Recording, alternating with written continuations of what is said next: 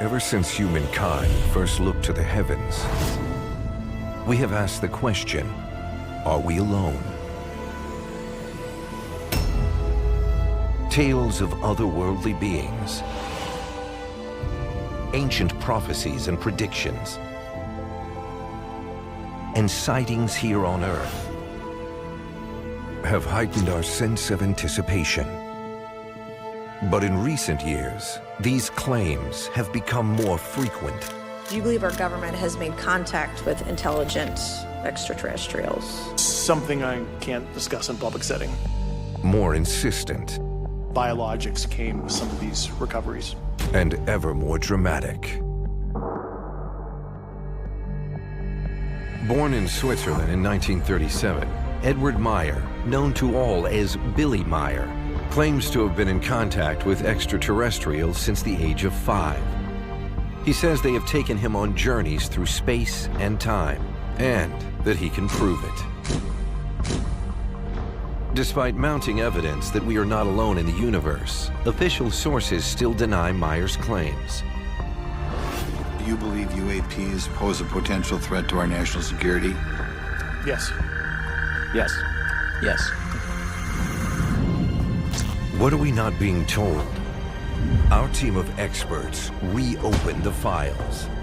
They'll analyze the intelligence, investigate the science, and reveal the truth.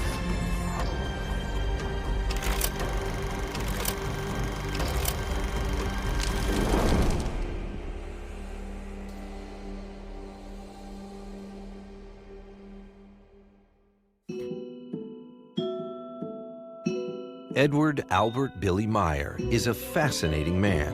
If his life story is to be believed, he has traversed the world on foot, held more than 300 jobs, and conversed with royalty, dictators, and holy men. He also claims that since 1942, he has been in contact with aliens from a different dimension and has traveled through time and space with them. The Billy Meyer case is highly controversial. Billy Meyer was born on February 3, 1937, in the town of Bülich, Switzerland. He was the second child of shoemaker Julius Meyer and his wife Bertha. 5 more siblings would follow.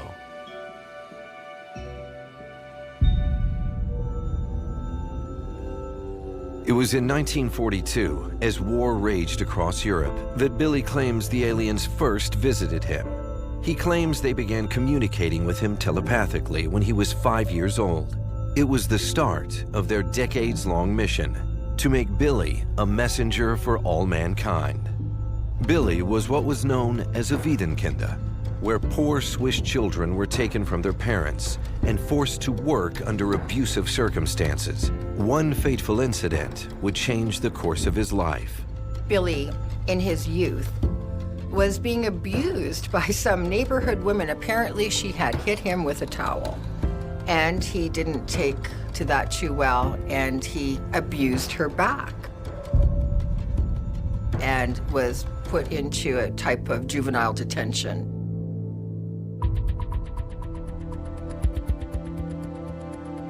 After his release, Meyer wanted to get away from Switzerland, and even though just a teenager, joined the French Foreign Legion. The French Foreign Legion, a division of the French Army that began in 1831, is open to anyone willing to serve France's interests at home and abroad. As Billy was to discover, it's not for everyone. He found that this was not his calling in life, and he decided to return to Switzerland. He traveled everywhere, seeking, looking, experimenting, trying jobs, learning every spiritual philosophy and religion. He was a seeker. He was looking for something. Mein Name ist Eduard Albert Meyer. Genannt werde ich aber rund um die Welt einfach Billy. Den Namen habe ich erhalten in Teheran, als ich auf der Walze war. Und seither ist mir dieser Name geblieben. Over more than a decade, he covered more than 225,000 kilometers on foot. He studied religions and practiced several firsthand. He also worked over 360 jobs, from chicken farmer to snake catcher. He also spent time working for police forces in the Middle East. bringing in mass murderers and serial killers. At this time, he was known as the Phantom. Living an itinerant life, Meyer wasn't just changing locations and vocations. He was trying out new beliefs, new religions, and spiritualism. And his experiments with faith were, he claimed, guided by his extraterrestrial companions. Ich habe sehr viel gelernt, einerseits durch meine Eltern und andererseits durch einen Außerirdischen namens Vater, den ich kennengelernt habe 1942. Da war ich 5 Jahre alt und Vater hat mir sehr viel von meinem Schulwissen noch beigebracht, nebst sehr vielen anderen Dingen. Svat, like most other extraterrestrials that Meyer supposedly encountered, was a Plejaren from the M45 star cluster, known as the Pleiades in the constellation Taurus. But, according to Meyer, this is not the Pleiades observable by Earth's astronomers, because they live in a different dimension. When they travel to us, they have to cross through a dimension gate. The coordinates of these gates are a deeply held secret. The reason why the Plejaren were contacting Billy, he was told, related to an ancient mission reaching back many thousands of years. To fulfill this mission, he was told he needed to meet some very powerful people. Svath then introduced him to various international governments and heads of state, diplomats, and other important people. Das Vater hat mich auch hier und da zu irgendwelchen Staatspersonen gebracht, die ich kennengelernt habe und mit denen ich sprechen konnte. Zum Beispiel der Gandhi in Indien, dann in Ägypten drunten der Farouk von heutiges Äthiopien, habe ich den Selassie kennengelernt. It was an incredible time in the young man's life, but more wonders were to follow. Als Vater gestorben ist, anfangs der 50er Jahre, hat sich bei mir eine weibliche Stimme gemeldet und kurz darauf ist eine junge Frau erschienen namens Asket, die dann mit mir Kontakt aufgenommen hat. Und diese Kontakte haben dann wiederum 11 Jahre lang gedauert. His guide may have changed, but the introductions to famous people on the world stage continued. Saddam Hussein habe ich auf einer meiner Reisen kennengelernt in Bagdad. Er war damals ungefähr im gleichen Alter, als mein Alter betragen hat. Ich war damals 22 Jahre alt. Er war bereits ein Mensch, der sich der Kriminalität zugewandt hatte und hat gesagt, wenn er mal irgendwie ans Ruder komme, dann würde er alles tun, um vom Volk anerkannt zu werden, selbst wenn er einen Heiligen spielen müsste. Not all of Billy's adventures were terrestrial, however. Billy claims to have traveled the solar system and visited a planet full of dinosaurs. Billy even claims to have met the real Jesus Christ, who was an ET named Emmanuel. Als Immanuel gelebt hat, der später fälschlicherweise Jesus Christus genannt wurde und der hat aber niemals etwas damit zu tun gehabt mit dem, was aus seiner Lehre als Religion dann entstanden ist. Immanuel war ein Mensch von der Erde, er war erdgeboren. If claiming to know the real Jesus Christ wasn't controversial enough, things soon took an even more heretical turn. In 1963, Billy claims that he and a former Greek Orthodox priest, Isa Rashid, were guided by the Plejarens to a hidden tomb on the outskirts of Jerusalem. It had lain undisturbed for nearly 2,000 years. Inside, they claimed to have found scrolls wrapped in animal skin and protected with resin. Billy claimed that the scrolls were actually the Talmud Emmanuel, the true words of Jesus Christ. Over the next 7 years, Rashid translated these scrolls from ancient Aramaic, the language Jesus and his disciples would have spoken, into German. Meyer and Rashid kept their work a secret. According to Billy, Rashid was pursued by agents of various religions threatened by the Talmud Emmanuel. Billy also says that eventually Rashid fled to Lebanon, his house was destroyed, and the scrolls were lost forever. According to Billy, Rashid had translated a quarter of the Talmud, but before he could complete the work, Billy claimed Rashid was lured to Baghdad by the Mossad and assassinated.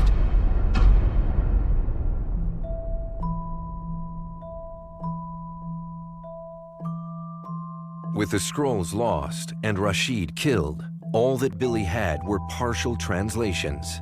Luckily, the Playarin apparently provided another copy of the scrolls. The final edition was published in 2011. A year after discovering the scrolls, Billy traveled to India, where the Playarins granted him a special opportunity. Als ich 1964 in Indien war, da habe ich gelebt bei einem Mönch und dort erstmals ich Strahlschiffe fotografieren konnte. He was no longer alone in his alien encounters. Phobal Chang is the granddaughter of the monk with whom Billy lived while in India. She is also a retired UN diplomat and a friend and supporter of Myers. She too claims to have witnessed the spaceships Billy spoke of during his trip. I would see it once a week or sometimes twice a week, ship over the Ashoka Ashram. Sometimes I would see more than 2. There is no record of Chang mentioning her sightings of these spaceships prior to her reconnecting with Billy in the 1990s. Since then, however, her story has remained unchanged. In the 1960s, as Billy Meyer made his way around the world telling key political and religious leaders of his encounters with an alien life form known as the Playarin, he would occasionally fall into harm's way. And in August 1965, while traveling in Turkey, tragedy struck. While traveling in Turkey, Billy Meyer was on a bus with his arm out the window. Bus was hit by another bus, and Billy eventually lost his arm. It must have been very difficult for him.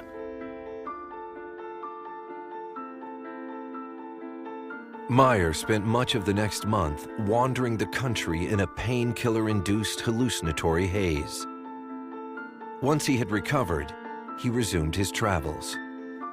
He eventually moved from Turkey to Greece. After traveling for 20 years, Billy met his wife Calliope, and eventually they settled in Switzerland.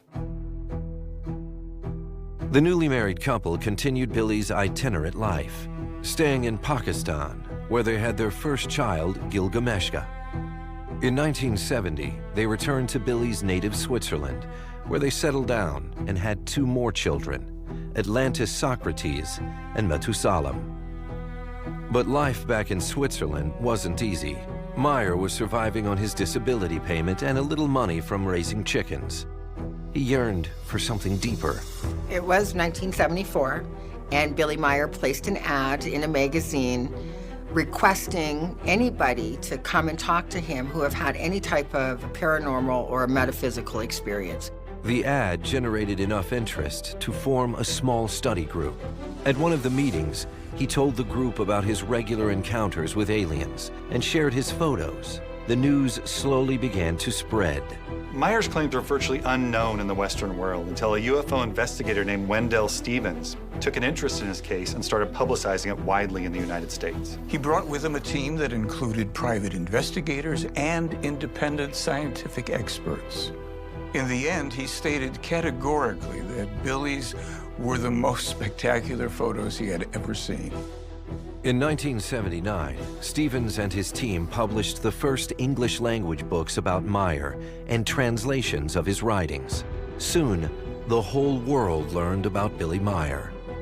Billy was very interested in creating a community, providing him the ability to spread the wisdom that he says or claims that he received from the Playarins. He established the free interest group Universal, or FIGU.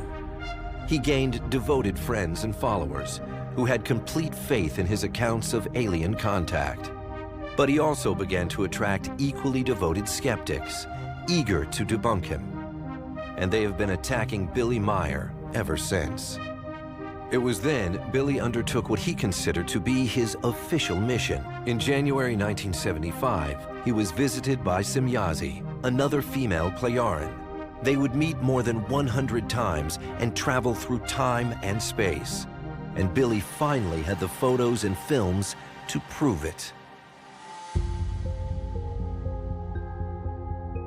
As a passenger on her spacecraft, Billy claims that he was able to go where none had gone before and was allowed to record and retain what he witnessed. With his own camera, he documented his voyages to outer space and all the way to Venus. He goes into detail about what it was like on the beam ship, how it allowed him to take photographs, and his journey around the solar system. He states the 61 million kilometer flight to Venus was so fast, he only had time to view the monitoring system. Billy said it was a glass panel 50 by 50 centimeters big, and it produced incredible vivid images in 3D form. He describes plunging through kilometers of thick cloud cover to see the relatively flat and barren landscape of Venus that isn't as pocked with craters and volcanoes as once believed. He turned out to be right, for good reasons. The Soviet Venera missions of the 60s and 70s had orbited the planet, and some probes had landed on the surface. All the images taken by the probes were in the public domain. Billy Meier also said Semyazi took him around Mercury, Mars, and a few other planets. On the return to Earth, Semyazi and Billy witnessed the historical docking of the American Apollo spacecraft with the Soviet Soyuz capsule. This happened on January 15th, 1975, and it was a significant step toward improving East-West relations during the Cold War. The Cold War affected every facet of global politics, including the space race. Many did not believe they would ever see the two rivals collaborate on an Apollo-Soyuz docking mission, a so-called handshake in space. As millions around the world tuned in to watch the event happen live on television, Meier claimed he had a ringside seat and that he and Semyazi were able to witness the docking from space. He said they took many photos. Photos that only widened his credibility gap. For instance, when looking at a Soyuz spacecraft, they could look at the compartment and see the two cosmonauts crammed inside. Billy's pictures look exactly like the ones that NASA took, and down to every particular. There are no differences. The implication is that he just borrowed them from NASA. According to critics, that's common practice for Meier and Figu. Meier claims to have taken pictures of dinosaurs on a distant planet. Unfortunately, those pictures look suspiciously similar to illustrations from a 1972 book called Life Before Man. And then there's a set of photos claimed to be images of Ascot and another female Playaran, Nera, aboard a beam ship. Ascot and Nera are actually Michelle Delafave and Susan Lund. They're in a dance troupe called the Gold Diggers, but Billy claims this was all a hoax perpetrated by the Men in Black. Billy claims that his genuine photos and films had been intercepted by government operatives who had substituted false images to discredit him. And although Meier claimed that many of his photographs were tampered with to discredit him, there is, as yet, no conclusive proof. The photos of Ascot and Nera are not faked, but were manipulated. There are testimonials from photographic, film, and special effects experts, a United States astronaut, a national security supervisor, and a NASA aerospace engineer. They have all authenticated Billy Meier's photographic evidence. A UFO researcher did go to a lab that Billy Meier claimed to have had his photos analyzed in. The lab states that they have never analyzed any of Billy Meier's photos. They tested these UFO photos under non-disclosure agreements. Secrecy was obviously critical. So when other UFO researchers inquired, they would deny any involvement. Some of Billy's images and films have proven far more robust against challenges than others. he took over 1,400 clear, primarily daytime, UFO photos and films, all of which remain irreproducible. In the footage, you can see saucer-shaped ships rising and falling as they fly across the landscape. According to Meyer, this was the impact of riding the resonance of the Earth's magnetic field. Other clips show a ship disappearing from the film and then reappearing from nowhere. This, he said, is because they have technology that allows them to slip into our dimension and back to their dimension and then into ours again through what he called dimension gates. And another focuses on a so-called Tortenschiff, or wedding cake ship. Skeptics were quick to point to Meyer's previously debunked UFO photos, accused of being models suspended by wires, or photos taken from novel angles. But Wendell Stevens investigated the photos further and brought them to NASA's Deep Space Network. Test results showed no evidence of a hoax. They also tested metal samples Meyer claimed to have been given by Semyazi. Wendell Stevens took the artifact to an IBM research scientist at the Advanced Systems Development Division lab in San Jose, California. He determined that the sample contained a highly unusual combination of elements, including the rare earth metal thallium. It would have been a major development, except some claimed the scientist had made an innocent error, reviewing the data, and the element was found to be aluminum, commonly found in many household objects. Aside from the physical evidence, experts in photography, cinema, and special effects who have examined Billy Meyer's images and videos were taken aback. Japanese broadcaster Nippon TV could find no cuts or edits in the film, and experts at Uncharted Territory, an Oscar-winning special effects house, studied the footage, and as far as they could determine, the film was not a hoax, and they would have to use CGI if they wanted to achieve that effect today. Robert Post, the head of the photo lab at NASA's Jet Propulsion Laboratory, said he couldn't see anything fake about the photos. Wally Gentleman, who managed Stanley Kubrick's special effects on 2001: Space Odyssey, said it would cost around $50,000 to achieve these shots if they were faked. The footage was even analyzed by a computer scientist at the U.S. Geological Survey. Eric Eliason, who developed software for the Viking and Voyager space probes, put it through his systems to detect any artificial intervention. It spotted nothing. These experts stopped short of suggesting that the film showed anything extraterrestrial, but they appeared convinced that what they were looking at was not faked. As a scientist, I'd want to know exactly what the experts looked at photogrammetrically. Did they look at the lens parameters? Did they look at the lighting? Did they look at perspective? Did they look at the grain? What did they actually look at, and how did they reach their conclusions? But further support for Meyer's claims comes from other witnesses. Meyer did manage to gather around himself a very devoted group of followers, many of whom claim to have seen flying saucers later themselves. Schiffe, UFOs, habe ich schon einige Sichtungen gehabt. Es war für mich einfach selbstverständlich, da ich ja schon als kleines Kind dabei war. Habe ich dreimal das Glück gehabt, ein Foto zu schießen, wo ein UFO zu sehen ist. Das habe ich aber während der Aufnahme natürlich nicht gesehen, sondern erst als ich das Foto in der Hand hatte. There are now approximately 120 eyewitnesses. I am one of those eyewitnesses as well. 3 sightings of their craft, one from 20 feet away when I lived in the mountains of Brazil.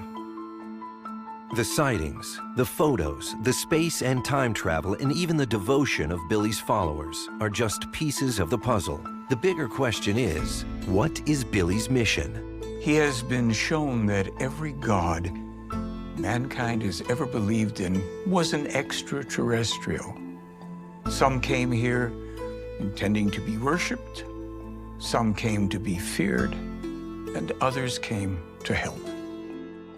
Billy Meyer is convinced that religion is at the heart of the problems the human race faces today. The Plejarans want to undo their ancestors' damage by empowering humans, and they want Billy Meier to spread their teachings. Having claimed to have had regular contact with extraterrestrials over the past 80 years, Billy Meier claims his alien contacts have given him an entirely new understanding of humanity. Dann sind die Menschen nicht mehr in der Lage, für sich selbst zu denken. Sie denken nur noch in dem Rahmen, der ihnen vorgeschrieben wird durch die Religionen, Sekten, Philosophien und Ideologien. Der Mensch muss aber aus sich selbst heraus seine Gedanken pflegen, seine Gedanken erlernen und die entsprechenden Gefühle daraus erschaffen. Religions are unproven, unscientific, and irrational myths. They require unquestioning acceptance under the threat of eternal punishment and damnation. Challenging organized religion has brought the threat of violence directly to Billy Meier's door. Somebody apparently nailed a note to the door of Billy Meier, essentially creating a death threat. The note said, "Enough, you dog, you'll be put down." Billy Meier had a precognitive dream that he was going to be shot. So, believing that dream, he placed a piece of metal in his chest. And later, luckily, it was there because he says he was shot and saved by that very piece of metal. Meier continued his mission, uninjured and undeterred. Das, was wir hier verbreiten im Center vom Hinterschmied-Rütti, das ist ganz einfach nur eine Lehre. Und wir nennen das die Lehre des Geistes, respektive Geisteslehre oder Lehre der Wahrheit.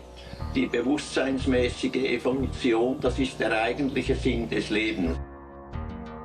Typing with one hand, Billy has managed to transcribe 10,000 pages of contact reports containing conversations with the Plejaran. He's written more than 50 books and created a study course of the creation energy teaching, comprising more than 6,000 pages to help guide humanity to its true path.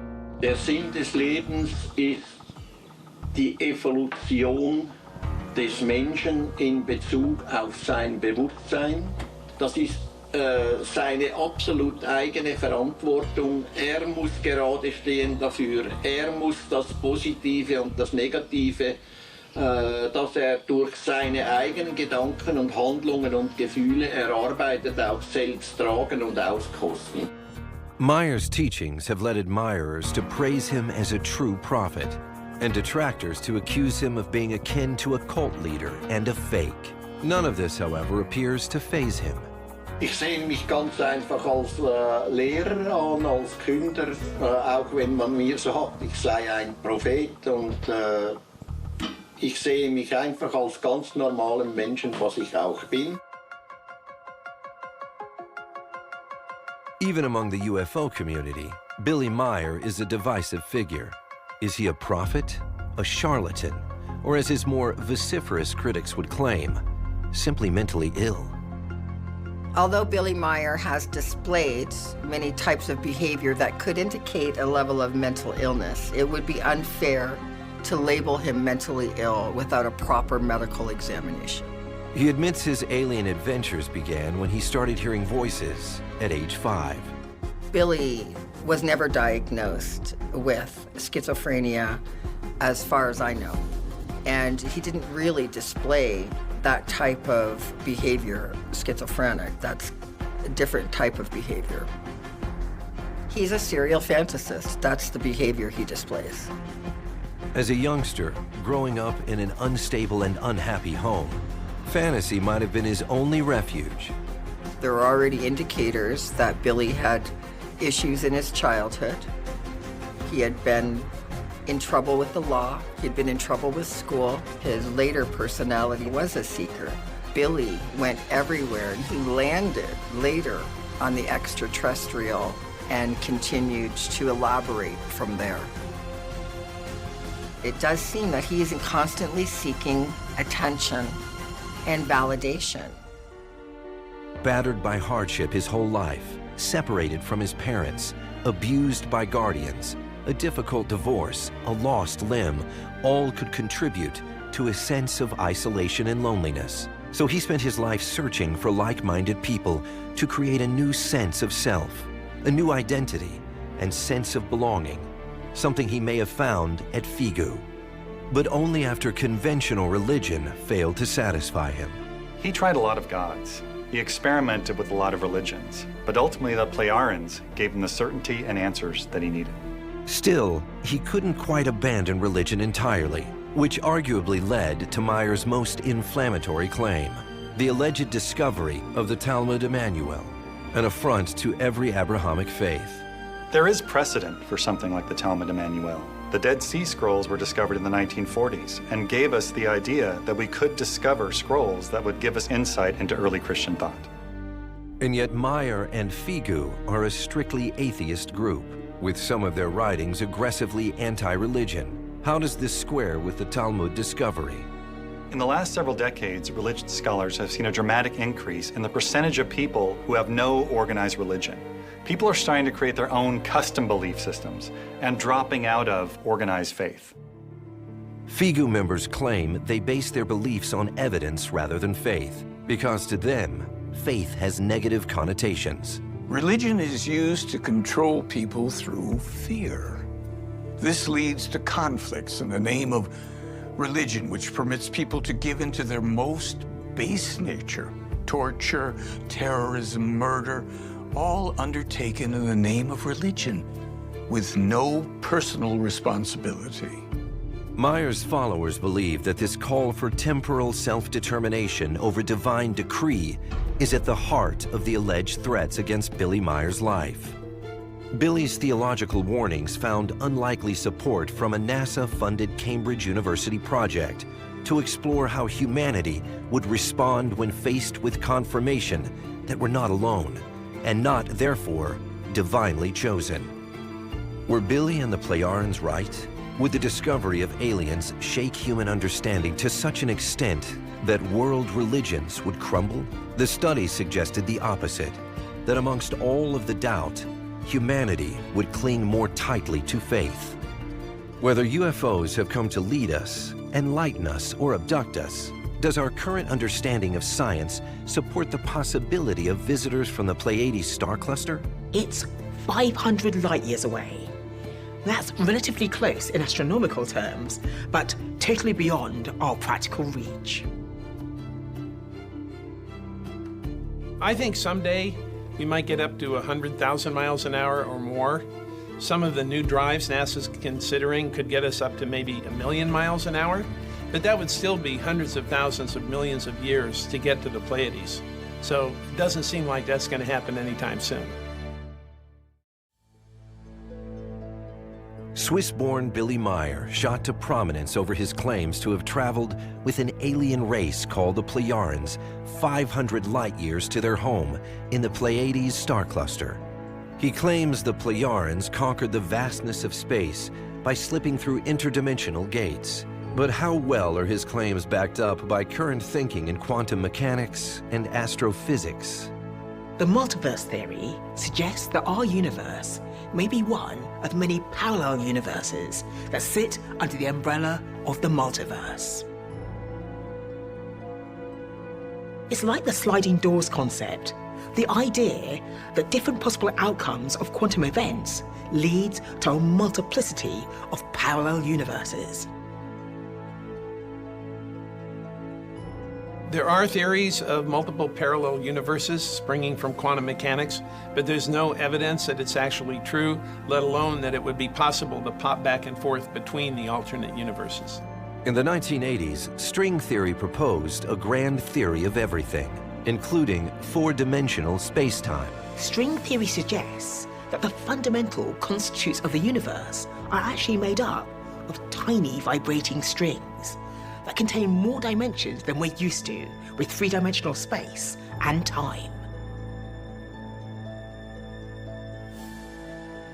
It's these possible extra dimensions and how they relate to our universe that we're just beginning to understand. When he began discussing these interactions with the Plejarians, could Billy Meier have been aware of these theories? The idea of the multiverse was first proposed by physicist Hugh Everett and his many worlds interpretation back in the 1950s. According to the many worlds interpretation, when a quantum measurement is made, every possible outcome occurs, but each in a separate universe. This means there could be an infinite number of parallel universes, each with its own set of laws and conditions.